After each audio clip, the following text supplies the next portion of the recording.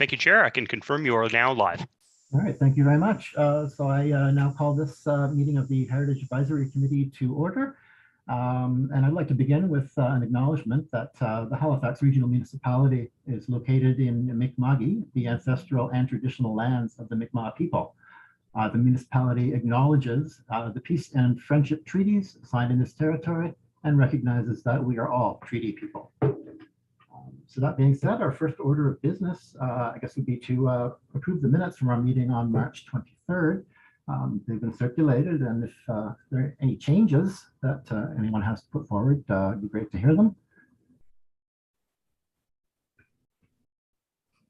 And in the absence of any call for revisions or changes, I would appreciate a motion to approve the minutes from last month.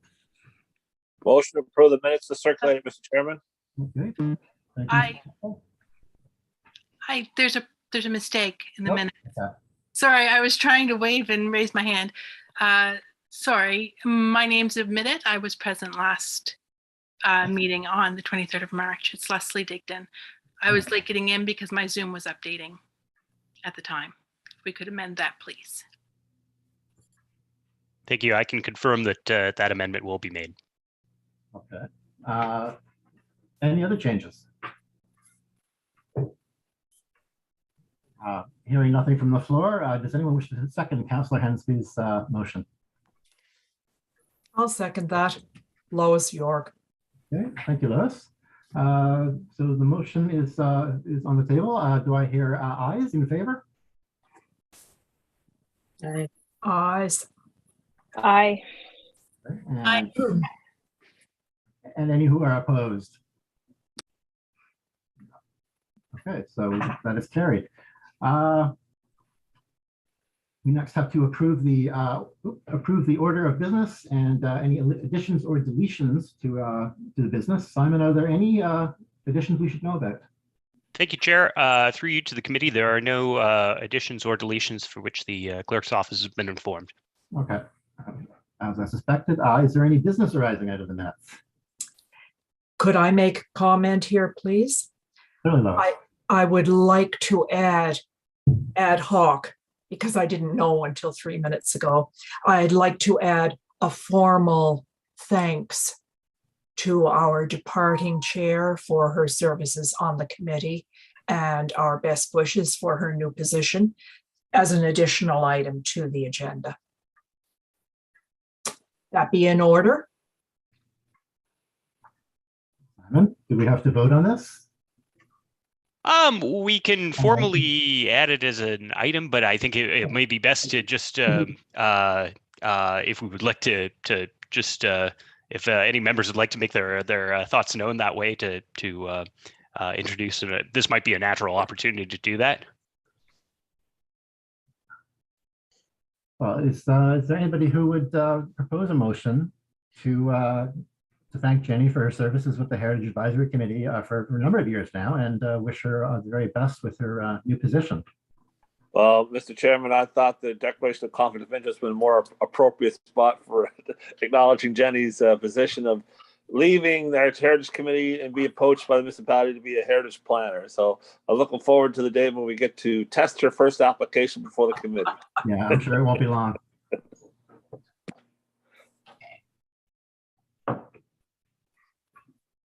Okay.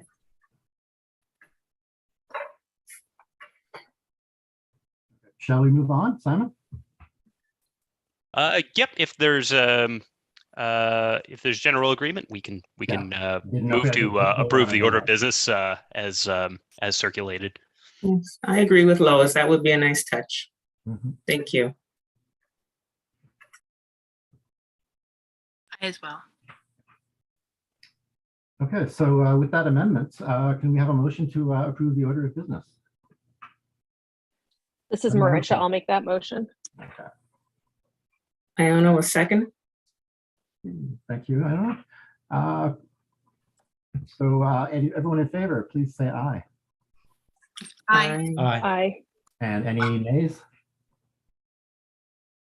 None heard. Okay, so that's carried as well. Item number 5, we should ask if anyone has a conflict of interest with today's business. They should make that known.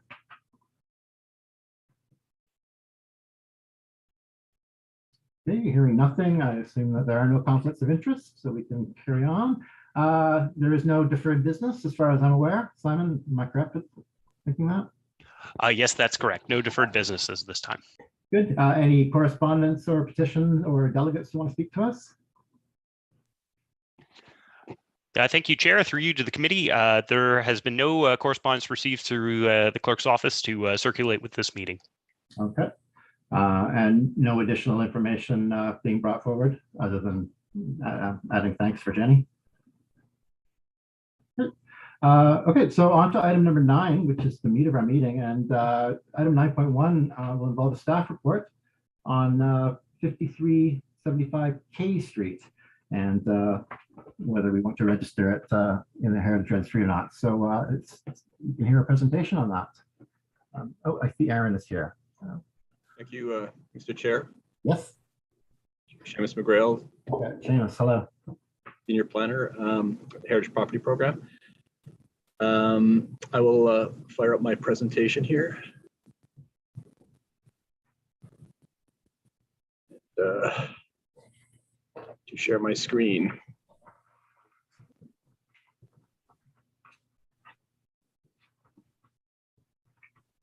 Can everyone see the presentation? Looks good to me. Okay, okay, great. Okay, so this is an application for heritage registration. And I just have some technical issues here. Okay, just, bear with me. Yeah, so the application is to include 5375 K Street into the Registry of Heritage Property for the Halifax Regional Municipality. Staff have completed a preliminary review of the application using the evaluation criteria for registration of heritage buildings, and we've provided recommended scores that we'll go through in the course of my presentation. And the evaluation criteria are also included in attachment A of the staff report for your information and to help with your evaluation today. So here's a map of the property and a contemporary photo of the church building.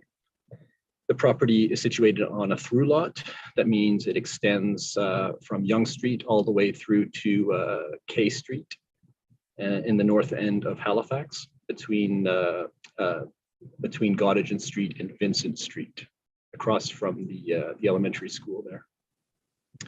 The application was submitted by the current owner of the property, Joseph Nickerson of 5375 K Developments, and they are seeking registration of the property as a municipal heritage property. And I should note that in 2017, neighboring property owners submitted a third-party application to register this property as municipal heritage property. At that time, the previous owner was proposing to demolish the church building and redevelop the property as a multi-unit residential building. The property owner at that time objected to the registration application at the heritage hearing, and regional council refused to register the property as a municipal heritage property. So in 2017, the Heritage Advisory Committee did evaluate the property and passed on a positive recommendation to register the property. But the owner at that time requested that it not be registered, and regional council agreed with the owner. The new owner, who just purchased the property in March, is now seeking to register the property because they want to do an adaptive reuse project. A creative adaptive reuse project for this church building.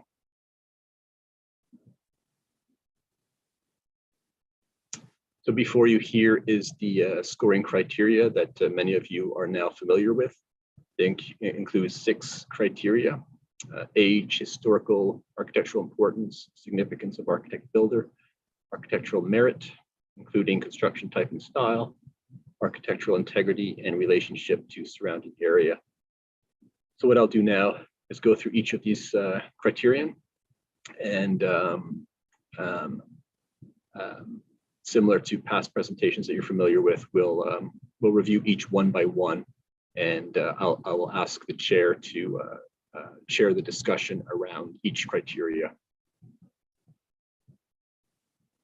So in terms of age, the church was constructed, the United Memorial Church. The construction took place between 1920 and 1921, following the destruction of much of the north end of Halifax as a result of the Halifax explosion on December 6th, 1917. The church was built to house the surviving congregations of the K Street Methodist and Grove Presbyterian churches, both of which were destroyed in the explosion. The church building was constructed in 1921. This is pretty straightforward. Staff suggests a score of 5 points based on that date range between 1918 and 1945. Mr. Chair, how does the committee wish to proceed? Well, I guess 5 is the maximum we can give based on the dates. Would anyone like to throw out a number for us? Any opinions on what we should score this? Could I ask, is it appropriate for us to see what the scoring of the last time we went through this exercise? I thought we should try to say what somewhat consistent. And if we have any objections to the previous score or not. I do have a slide of the previous scoring that I could show you. However, this is a new committee. It's a new application, and I believe that we need. I understand it's a new application, new committee, but it's the same building, and I want to make sure that the committee had the benefit of what the previous committee had thought and determine what its valuations were. So we would probably, if we would agree with that or not. For sure, I can. If you wish, Mr. Chair, I can bring up the score from 2017 for this property. How does the committee wish to proceed? I don't know. I'm a little hesitant personally. What do other members of the committee think? Take a look at it after we do our voting, perhaps. But I'm worried about being influenced unduly. This is Marisha. I would agree with you, Patrick, that it may have undue influence on that. This is a different application and a different committee who are looking at it. So I think we should assess this on the merits today, not the merits of a failed application from before. Well, okay. Well, we can go through the process, but at the end, can we do a comparison to see how familiar we are with or similar we are with the previous application of 5 years ago? Staff does have a slide that we can show with the results of the scoring from 2017. We can do that at the end of our exercise today. Yeah, that sounds good. I'd support that approach. Okay. So we'll take a look at that after we've given our own scores. So do we have a number in terms of age? You can give it a 3, or so give it a 4 or 5. Well, it's post Halifax explosion, so it is 5, but just by the time period itself. Mm-hmm. Okay, so we hear a 5. I support 5. David, thank you. 2 for 5.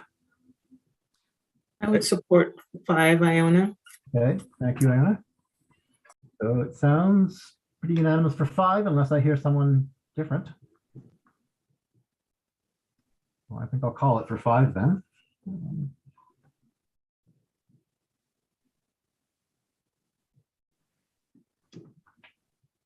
So perhaps we could. Oh. Moving on. Okay.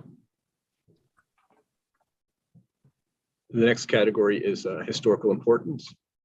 So the property has a strong relationship with the recovery efforts following the Halifax explosion.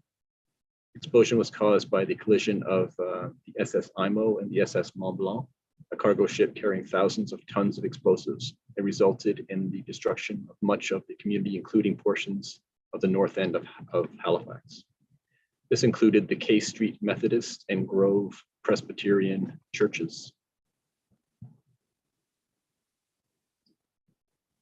In March 1918, the surviving members of the two congregations began holding services together in a temporary building known as the Tar Paper Church, while raising funds for a new permanent building. The two groups got along well and decided to unite into a single congregation called the United Memorial Church. The name change was officially recognized in June of 1920.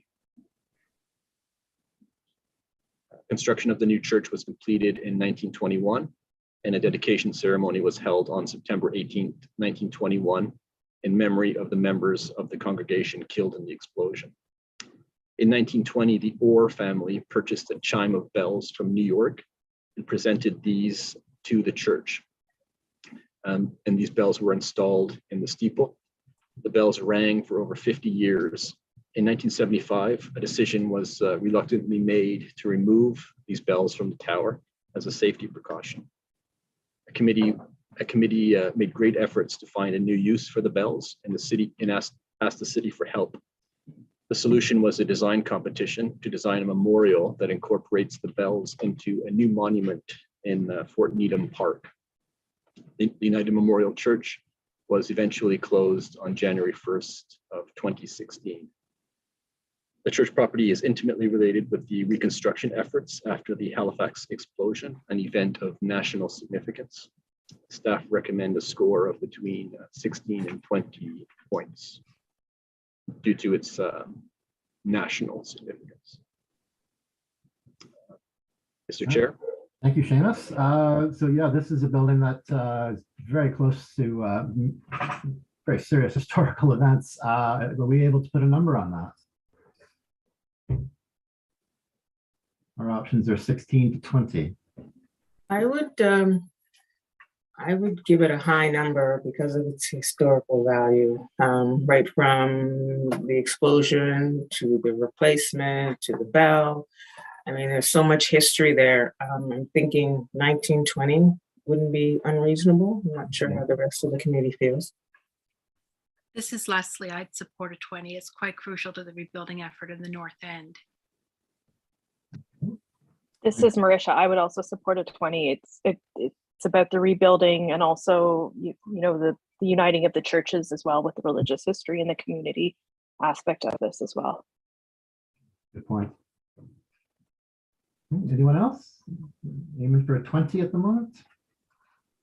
I would support that as well, Lois. It's integral to the community. It is one of the absolute landmarks, probably the most prominent. I concur. All right, so 20 it is.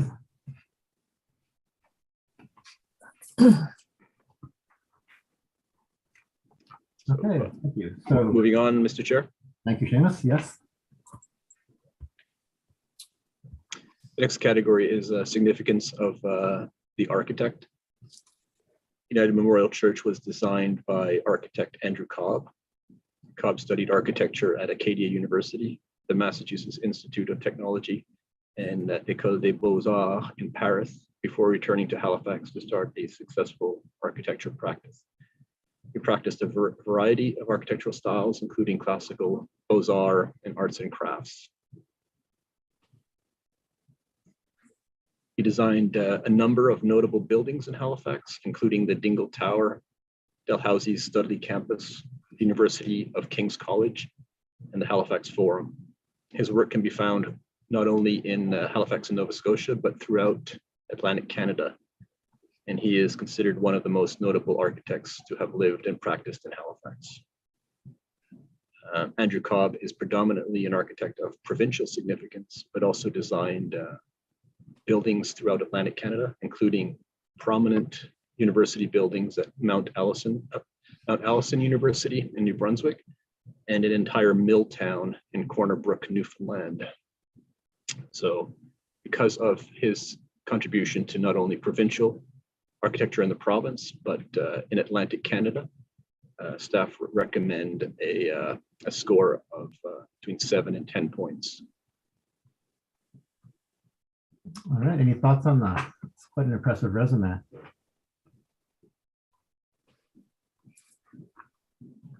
Any suggestions about what it might be worth between 7 and 10? Lois here. I would suggest an 8 or a 9. His buildings are quintessentially Atlantic Canadian.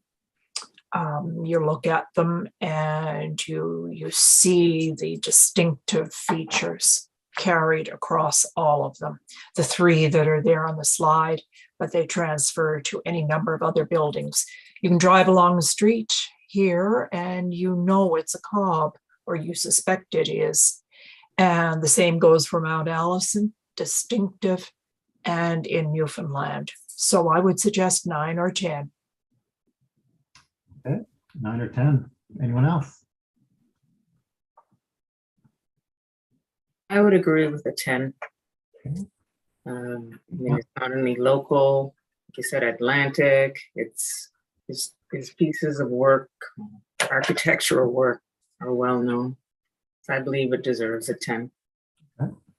I agree with a 10 as well. I think it deserves a 10. This is Leslie. I support that as well. Okay, so we're heading toward 10. This is Luke. I would support a 10 as well. I think as far as Nova Scotian architects go, Cobb's kind of one of the big ones. So I would also support a 10. All right, I think we're. I concur as well. Thank you, Councillor. So 10 it is.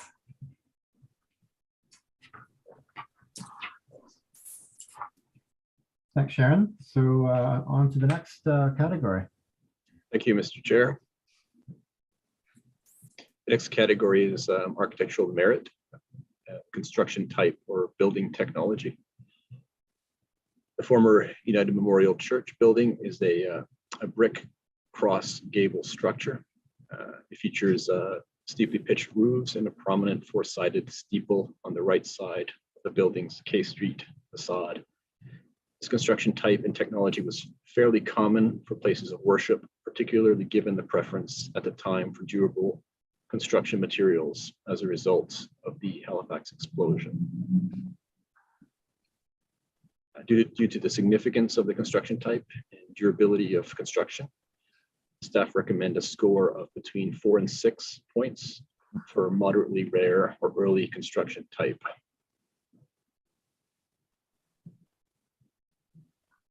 Right. I think it's a super cool building, but we can't give it points based on that. In terms of its architectural merit, do we have any thoughts? 4 to a 6 has been recommended. And we differ?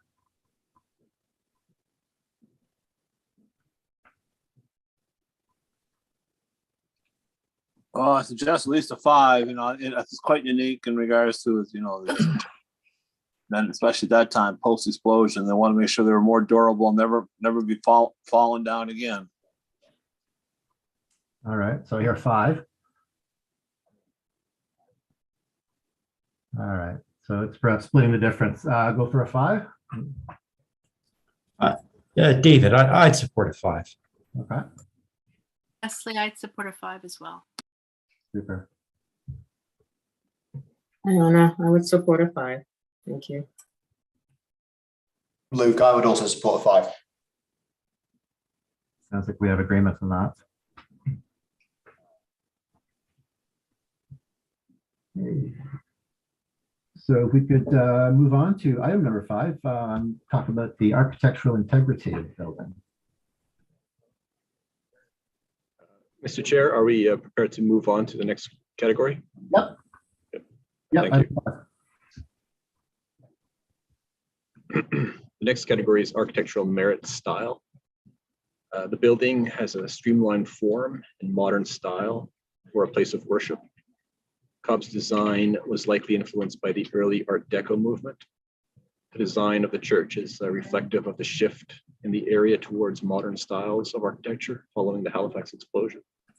Certain character-defining elements of the building include the four-sided steeple with L-shaped corners, steeply pitched gable roofs projecting out to all 4 sides of the building, central plating windows on the K Street facade and the east and west sides of the building. Narrow gable windows at the peak, narrow rectangular windows, 5-sided vestibule on the K Street facade, gabled entranceway with fanlight over double doors. So most of the real unique features are on the K Street facade of the building, with some views from Yonge Street as well. Staff recommend a score of between 4 and 6 points for moderately rare or early architectural style. Okay, so again, I asked for some thoughts from the room. Excuse me? Yep. Okay. Can you hear me? Yeah, Mr. Chair, was that a question for staff? No, I'm sorry. It was just a question to members if they would care to comment on the style.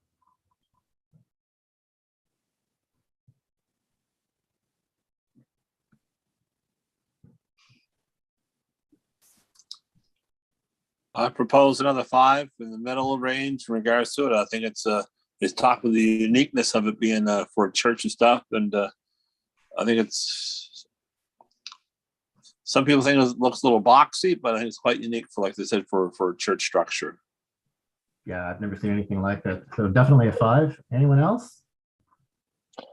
This Lois. is Marisha. I'm sorry, Lois. That's I'm okay. gonna go with. I'm gonna say a 6. If it's not something we see very often, I would say that's more than moderately rare. So more than a 5. Mm-hmm. I would be prepared to support a 6. I was going to support the counselor, Lois, but I'm all right with the 6 as well. I'm fine with this. I'm fine with the 6 as well. All right. Okay. I suspect it was more common 100 years ago, but now it is becoming quite rare. Mm-hmm. Does staff have any idea if how many other the steeple really intrigues me, and I've never seen anything like it. Is this a common? Yeah, Oh. there are 2 other similar Cobb churches, one in Dartmouth, downtown Dartmouth, and one in Coburg, Spring Garden Road area. Oh. So they're similar churches to this, same construction style. Doesn't include kind of the Art Deco styles of this one, but Cobb did design 2 other churches in the regional center that are similar to this one. Great. Okay, well, that's a field trip for us then. So we're at a 6. Anyone care to add to that? Lois again. Yeah. And I'm thinking through the chair, the staple has been modified by the removal of the bells. So the top of the steeple does look odd, very streamlined, but I think we saw a photo earlier and the steeple looked different then with the bells encased inside. So this is a streamlined look a la late 1960s when the bells moved up to Needham, I suspect. But I support a 6. All right. So it sounds like we're all good with a 6. Okay, so we can move on.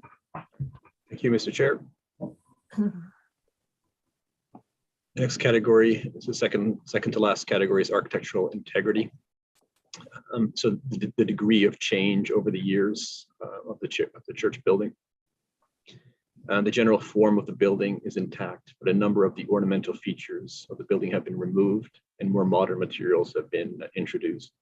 The most significant changes include removing the parapets along the roof lines that you see here. I don't know if you can see my cursor here. The slate roofing was replaced with asphalt shingles. Much of the decorative molding and the top portion of the bell tower were also removed. And of course, the chime of bells were removed and relocated to the monument in Needham Park, as we discussed.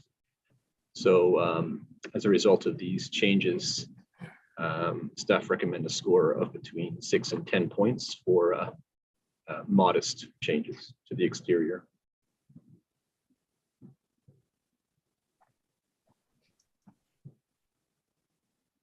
Thank you, Seamus. Would anyone agree with 6 to a 10? And would anyone care to be more specific about where between 6 and 10? I give it between an 8 and 9. You know, it's virtually intact except for those little design features along the roof line and stuff, plus the top of the tower. But everything else seems to be intact. So you can't give it a perfect 10 because it's not everything's not there. But I would give it at least a 7 or an 8 minimum. Okay, 7 or 8. Anyone else have any thoughts?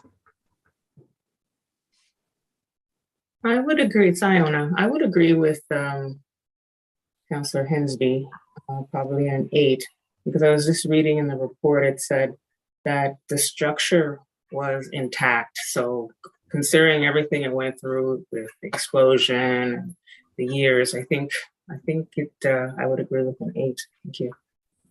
Okay, so we're leaning toward an 8.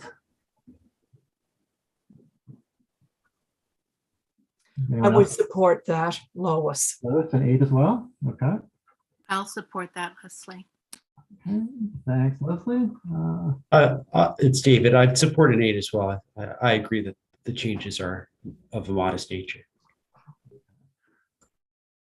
So an 8. We're all in agreement that this is worth an 8. So thank you, Sharon. Thank you, Mr. Chair. Yes, please. And on to the last category, relationship to surrounding area. The property is located in an area that was a focus of restoration efforts following the Halifax explosion. As a result, in addition to that, the United Memorial Church property identified in red on the aerial photo, there are a number of other properties, prominent structures in the area with strong connections to the disaster. This includes the St. Joseph's Convent building, identified in blue, which is located across the street from the subject property and is an example of an adaptive reuse of a municipally registered heritage building. That property was built in 1919 after the original convent of the Sisters of Charity was destroyed in the explosion. And it has been converted to residential development through a development agreement. The property is located east of the Hydrostone district, identified in yellow. Neighborhood built in the early 1920s, specifically for residents displaced by the Halifax explosion, and identified as a possible future heritage conservation district in the regional center secondary municipal planning strategy. So it's important to mention that both the Hydrostone and the Richmond district are part of that future proposed heritage conservation district, and the United Memorial Church building is within that future heritage district. So staff recommend a score of between 6 and 10 points for relationship to the building's surrounding neighborhood. The building is an important architectural asset contributing to the heritage character of the surrounding area. All right, I would agree. Would anyone like to throw out a number?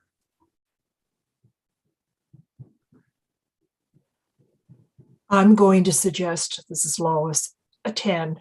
It is central to the area and it is integral and it is probably the tallest and most prominent building, I think. So I'm going to suggest a 10. Okay. Thank you, Lois. I concur with that. And also is, basically when the two churches melded together and to bring together the United Church movement, I think it gives national prominence just for that, plus the explosion. In my opinion, it's the phoenix that rose out of the ashes is this building. Beautifully put. Yes. All right, so we hear 2 voices for a 10. I'd agree with 10, Iona. Yeah, thank you very much. I will support a 10 too, as Leslie. I support that too, Cassandra, for 10. Okay, that's And Luke also supports that for a 10. And David will support it for a 10 as well. All right, sounds good. 10 it is.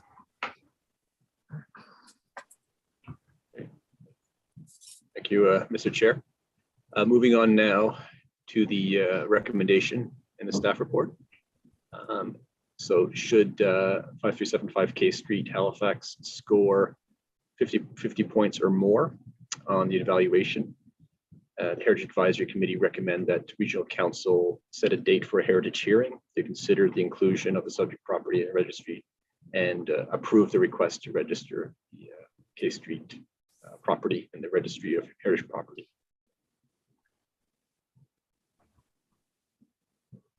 All right, thank you, Dennis.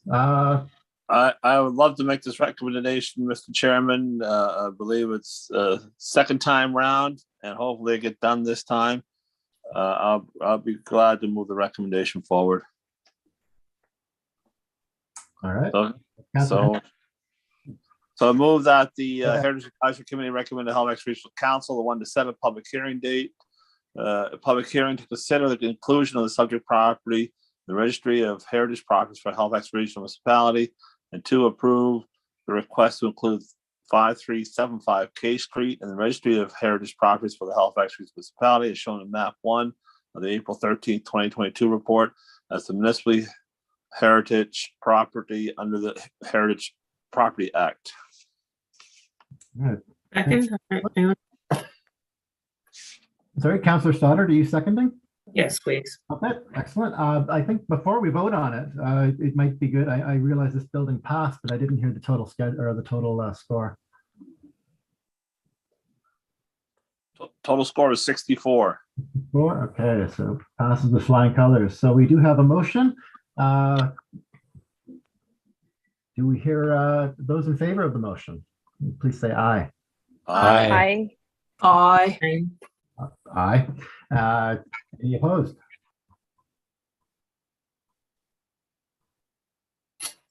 No. Okay, so the motion carries. Well, Mr. Chairman, can we ask for the comparison of the previous score the first time round just to see how close we were? Yeah, Seamus, if you could get that slide for us. So the slides before you, it scored 51. Ooh. Oh, And the main changes were that we considered Andrew Cobb to be of national significance as opposed to local significance. Mm. And we considered the Halifax explosion, its relationship to the Halifax explosion event to be of national significance as opposed to provincial significance. So those were the main changes in the scoring.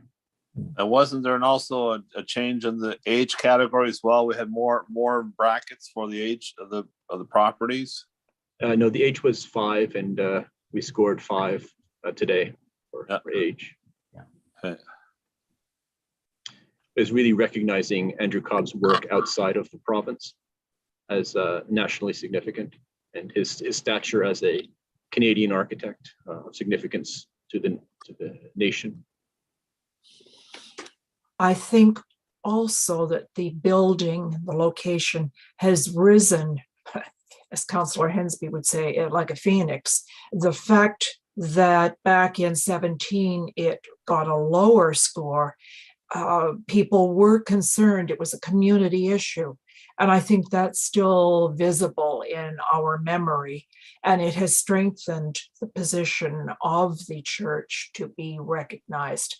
And the current developers' proposals to develop readaptive use are wonderful and should be recognized by heritage status for the building with a strong score. And let the committee know when this came up to council last time, it was, the previous owner didn't have the same aspirations, I guess you could say the committee had, or the people in the neighborhood. And I was even advocating at that time that perhaps the municipality should be buying this property to have it as a Halifax Explosion Memorial Museum site. because we didn't have anything really to memorialize the explosion, all the history and all the artifacts and stuff, except for the bell at the tower in Fort Needham. But hopefully the new owner will be able to incorporate some kind of interpretive panel, some information in regards to the facility, and have that as part of the landscape of showing what happened there back in 1917. Thank you, Councillor. So that being done, I guess we can move on to the next item, which is 9.2. Any other business? Excuse me, Mr. Chair. It's a question for the legislative assistant. Was a motion passed on this item? Yes, I believe that the motion was read by Councillor Hensby and seconded by Sharon can remind me there, and I believe that it was voted on to approve the score. It was then following that discussion ensued regarding the scoring relative to the previous attempt. Yeah, it was seconded by Councillor Stoddard. Yes. Mm-hmm. Yeah, and we did vote on it. So again, to keep things moving, I'll ask, is there any other business? Any motions or discussion?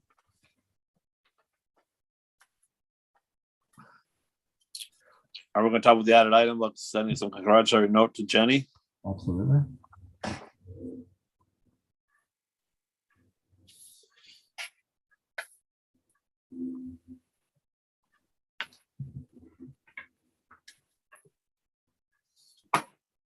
Okay.